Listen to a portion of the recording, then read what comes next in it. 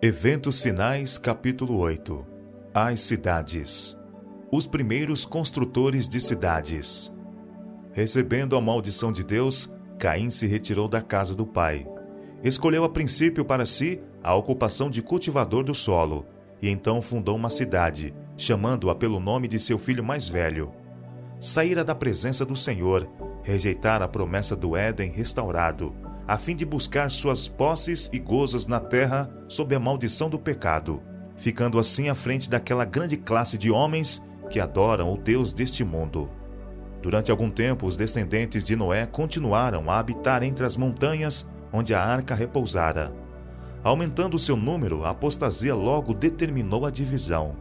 Aqueles que desejavam esquecer-se de seu Criador e lançar de si as restrições de sua lei, sentiam um incômodo constante pelo ensino e exemplos de seus companheiros tementes a Deus.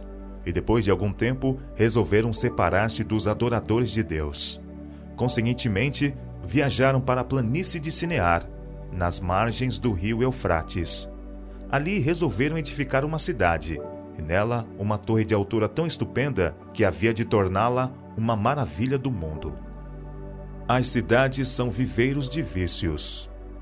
A prossecução de prazeres e divertimentos centraliza-se nas cidades. Muitos pais que escolhem um lar na cidade para os filhos, pensando dar-lhes maiores vantagens, são desapontados, mas demasiado tarde se arrependem de seu terrível erro. As cidades de nosso tempo tornam-se depressa como Sodoma e Gomorra. Os muitos feriados animam a ociosidade. Os divertimentos excitantes, o teatro, corridas de cavalo, jogos, as bebidas alcoólicas, banquetes e orgias excitam ao extremo todas as paixões. A juventude é arrastada pela corrente popular. Foi-me revelado que as cidades se encherão de confusão, violência e crime, e que estas coisas aumentarão até ao fim da história da terra. Em todo o mundo as cidades se estão tornando viveiros de vícios. Por toda parte se vê e ouve o que é mal, e encontram-se estimulantes à sensualidade e ao desregramento. Juízos que sobrevêm às cidades. Terríveis abalos sobrevirão à terra, e os suntuosos palácios erigidos à custa de enormes despesas certamente se transformarão em montões de ruínas. Quando é retirada a mão de Deus que restringe, o destruidor começa sua obra. Então ocorrerão as maiores calamidades em nossas cidades. O Senhor faz advertências aos habitantes da terra, como no incêndio de Chicago e nos de Melbourne, Londres e da cidade de Nova York. O fim está perto, e cada cidade será transtornada de todos os modos. Haverá confusão em todas as cidades. Tudo que puder ser abalado há de ser abalado, e não sabemos o que virá em seguida. Os juízos serão de acordo com a iniquidade das pessoas e luz da verdade que elas tiveram. Quem dera que o povo de Deus tivesse uma ideia da impendente destruição de milhares de cidades, agora quase dominadas pela idolatria.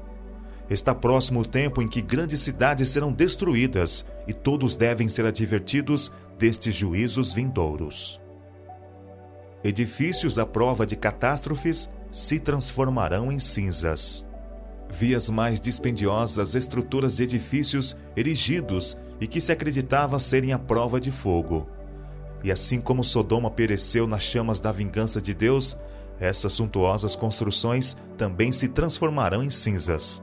Os lisonjeiros monumentos da grandeza de homens serão reduzidos a pó, mesmo antes que sobrevenha ao mundo a última grande destruição. Deus está retirando o seu espírito das ímpias cidades, as quais se tornaram como as cidades do mundo antediluviano e como Sodoma e Gomorra. Suntuosas mansões, maravilhas da habilidade arquitetônica serão destruídas de um momento para outro, quando o Senhor notar que os proprietários excederam os limites do perdão. A destruição pelas chamas de majestosos edifícios que se presumia serem à prova de fogo é uma ilustração de como, em pouco tempo, a arquitetura da terra jazerá em ruínas. Os homens continuarão a erigir edifícios dispendiosos que custem milhões de dólares. Será dada especial atenção à sua beleza arquitetônica e à firmeza e solidez com que são construídos.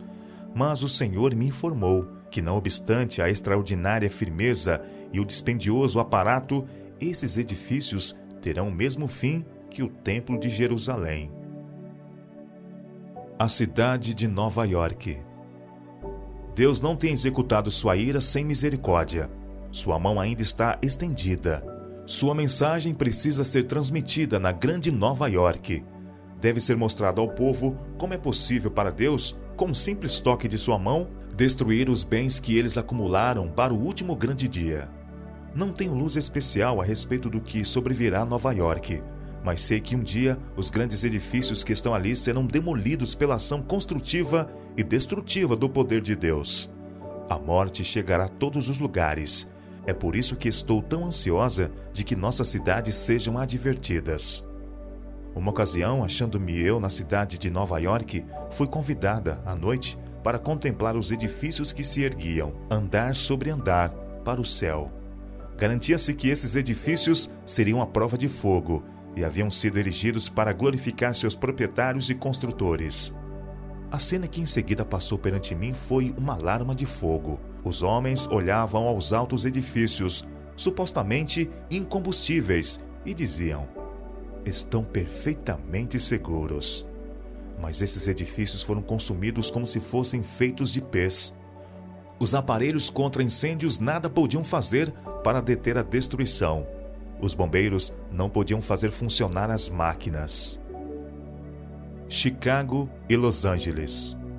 Cenas que logo ocorreriam em Chicago e outras grandes cidades também passaram diante de mim. Ao avolumar-se a iniquidade e retirar-se o protetor poder de Deus, houve tempestades e ventos destruidores. Edifícios foram destruídos pelo fogo e deitados abaixo por terremotos. Algum tempo depois disso, foi-me mostrado que a visão dos edifícios em Chicago e o ônus sobre os recursos de nosso povo para erigi-los e sua destruição era uma lição prática para o nosso povo, advertindo-os de que não deviam investir amplamente seus recursos em propriedades na cidade de Chicago ou em alguma outra cidade, a não ser que a providência divina abrisse o caminho e indicasse claramente o dever de construir ou comprar, por ser necessário a transmissão da mensagem de advertência. Foi feita uma admoestação similar no tocante ao ato de construir em Los Angeles. Reiteradas vezes tenho sido avisada de que não devemos aplicar recursos na construção de edifícios dispendiosos nas cidades. São Francisco e Oakland. São Francisco e Oakland estão se tornando como Sodoma e Gomorra, e o Senhor irá puni-las. Não vai longe o tempo em que elas sofrerão os seus juízos. O terrível terremoto que sobreveio a São Francisco será seguido de outras manifestações do poder de Deus. Sua lei tem sido transgredida. As cidades tornaram-se poluídas pelo pecado. Estudai a história de Nínive. Deus enviou uma mensagem especial a essa cidade iníqua por intermédio de Jonas. Muitas mensagens como a sua seriam transmitidas em nossa época, se as cidades iníquas se arrependessem como Nínive.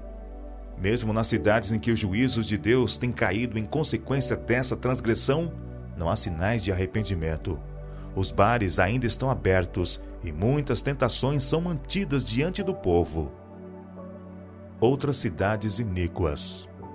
Ao nos aproximarmos do fim da história terrestre, as cenas da calamidade de São Francisco hão de repetir-se em outros lugares. Estas coisas me infundem um ar muito solene, pois sei que o dia do juízo está precisamente diante de nós. Os juízos que já ocorreram constituem uma advertência, mas não o fim da punição que sobrevirá às cidades iníquas. Estas cenas logo serão presenciadas assim como foram claramente descritas.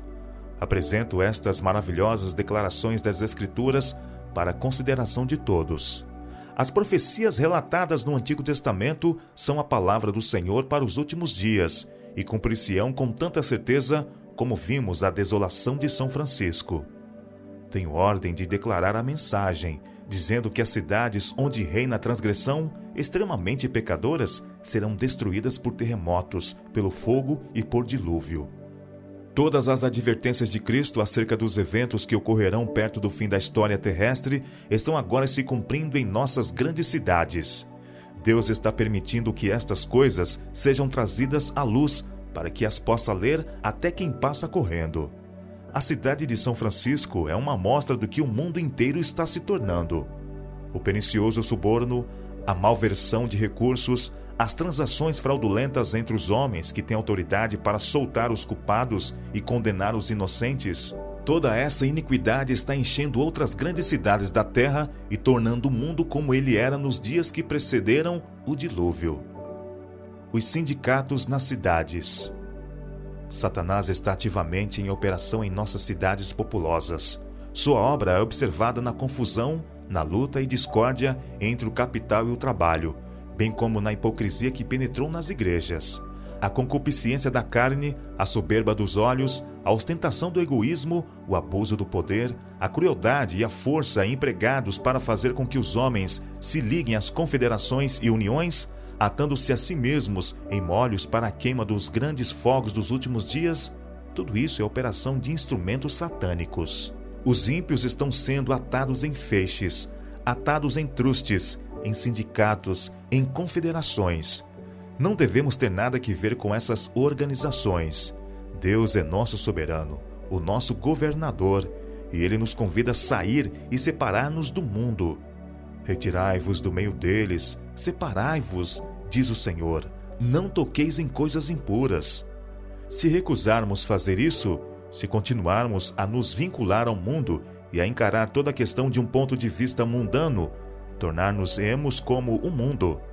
Quando métodos e ideias mundanos governam nossas transações, não podemos colocar-nos sobre a elevada e santa plataforma da verdade eterna. Os sindicatos, uma fonte de perturbação para os adventistas. Os sindicatos serão um dos instrumentos que trarão sobre a terra um tempo de angústia, tal como nunca houve desde o princípio do mundo. Alguns homens combinarão segurar todos os meios que se possam obter em certos ramos de negócio. Formar-se-ão sindicatos, e os que a eles se recusam unir serão homens marcados. Por causa dessas uniões e confederações, logo será muito difícil nossas instituições levarem avante seu trabalho nas cidades. Minha advertência é: conservai-vos fora das cidades. Não edifiqueis sanatórios nas cidades. Bem depressa se aproxima o tempo em que o poder controlador dos sindicatos será muito opressivo. Nas cidades, muitos anseiam por luz e verdade. As cidades das nações serão tratadas rigorosamente, contudo, não serão castigadas com a extrema indignação de Deus, porque algumas almas ainda se despregarão dos enganos do inimigo, arrepender-se-ão e se converterão. As trevas espirituais que cobrem o mundo inteiro estão se intensificando nos apinhados centros populacionais.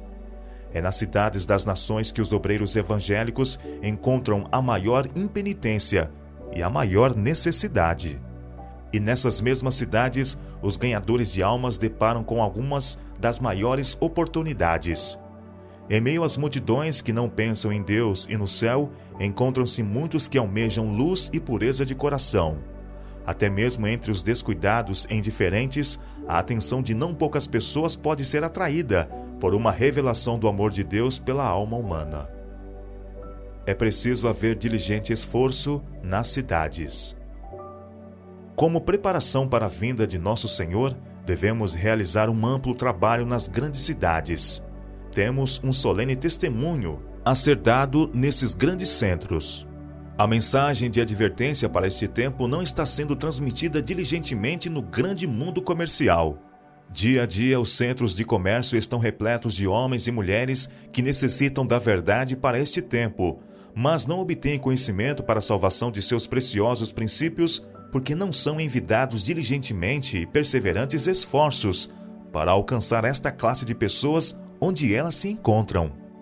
A mensagem do terceiro anjo deve agora ser proclamada não só em países distantes, mas também em negligenciados lugares por perto, em que há multidões não advertidas e salvas. Nossas cidades em toda parte requerem diligente e sincero trabalho da parte dos servos de Deus. Nem todos podem deixar as cidades por enquanto. Sempre que possível, é dever dos pais estabelecer lares nos campos para os filhos. Conforme o tempo avança, cada vez mais terá nosso povo de sair das cidades.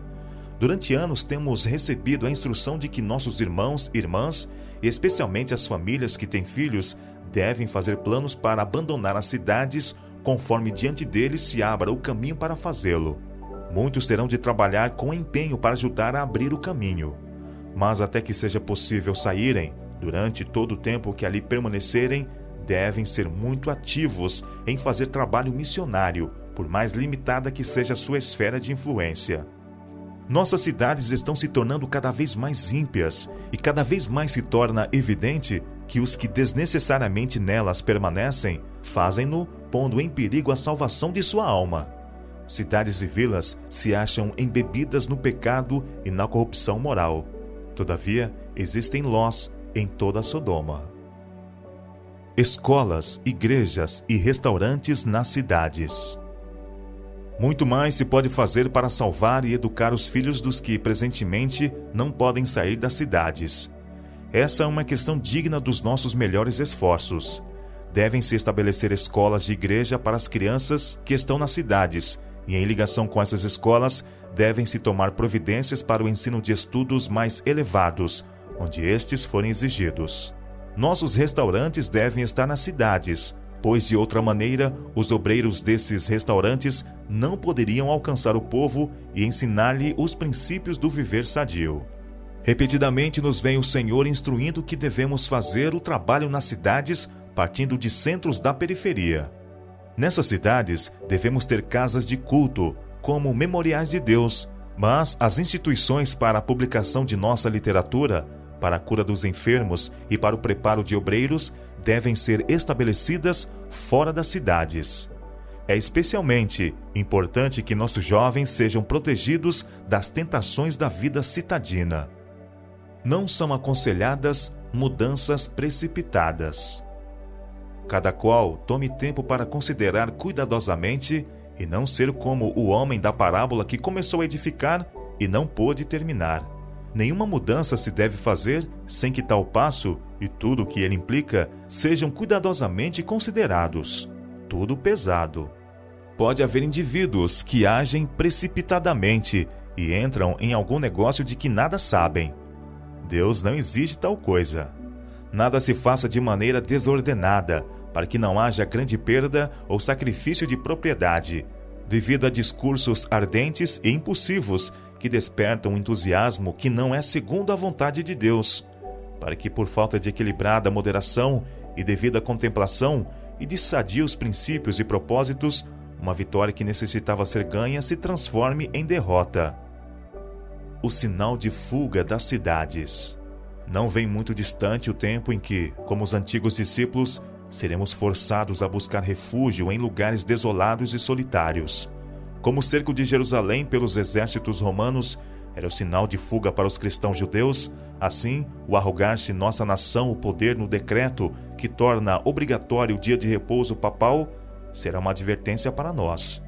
Será então tempo de deixar as grandes cidades, passo preparatório ao sair das menores para os lares retirados em lugares solitários entre as montanhas.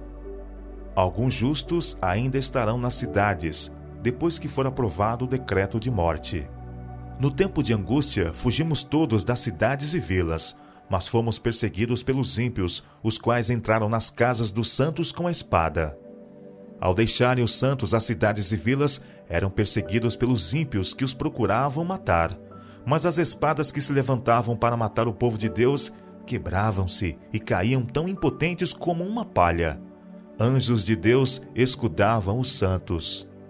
Posto que um decreto geral haja fixado um tempo em que os observadores dos mandamentos poderão ser mortos, seus inimigos, em alguns casos, se antecipam ao decreto e, antes do tempo especificado, se esforçam por tirar-lhes a vida. Mas ninguém pode passar através dos poderosos guardas estacionados em redor de toda a alma fiel. Alguns são assaltados ao fugirem das cidades e vilas, mas as espadas contra eles levantadas se quebram e caem tão impotentes como a palha. Outros são defendidos por anjos sob a forma de guerreiros.